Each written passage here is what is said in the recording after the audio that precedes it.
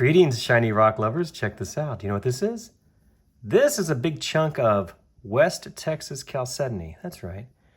I refer to these sometimes as biscuits. This one, though, just looks to be a chunk of Chalcedony. So how well do you think this will tumble and polished? You're probably asking yourself, why do you even want to tumble and polish? It looks rather plain. And I agree with you, except if you look closely right in here where my fingers, you can see there's some sort of dark inclusion right there. You see that? Now, maybe there's more of that inside this. I don't know. But we're going to find out. I'm going to get this thing tumbling in the coarse grit and hopefully smooth all this out to the point where we have a much better view of whatever that is right there. Once this thing is smooth, what I'll do is I'll bring it back in here and I'll show you what it looks like before moving it onto the polishing stages. After many, many weeks in the coarse grit, this piece of West Texas Chalcedony is ready to move on to the polishing. And of course, it's not a flawless tumble. As you can see, there are still some pits in it and some fractures.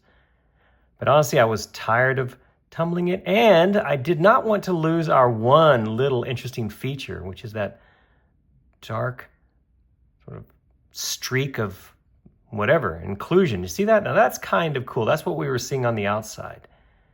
And if I were to have ground this down much more, I think we would have just burned right through that. So this is how we're going to get it shined up. Oh, look, you can sort of see what appears to be a quartzy pocket on the inside. That's usually what that represents. If we were to split this thing open, we'd probably see a quartz pocket right there. Maybe. Heck, I don't know.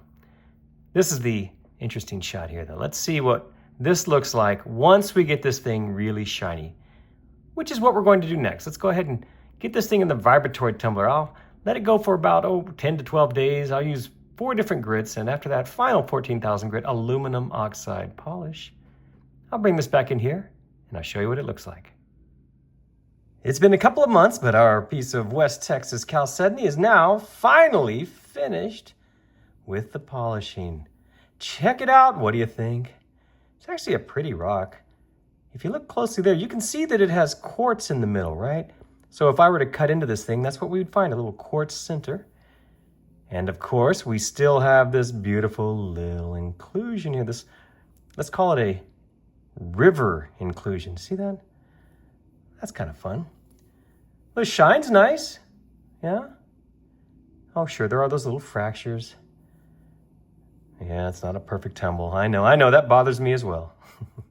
But like I said before, I didn't want to continue smoothing this thing out and possibly losing that fun brown river right there. So the decision was made and I'm sticking with it.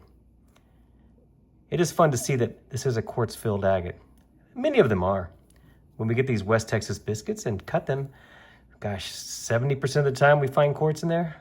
It's that other 30% of the time that's really fun when you find the banding or the saginite or the waterline.